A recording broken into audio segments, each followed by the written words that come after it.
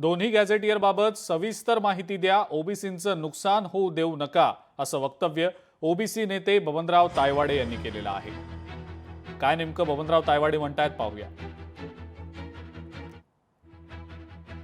महाराष्ट्र राज्यात सध्या सुरू असलेल्या या आंदोलनाच्या अनुषंगाने आंदोलनकर्त्याची जी मागणी आहे त्यानुसार हैदराबाद गॅझेट व सातारा गॅझेट सरकार लागू करणार अशा प्रकारच्या बातम्या येत आहेत. परंतु याविषयी जोपर्यंत सविस्तर माहिती आमच्यापर्यंत पोहोचत नाही तोपर्यंत आम्ही त्याच्यावरती भाष्य करू शकत नाही.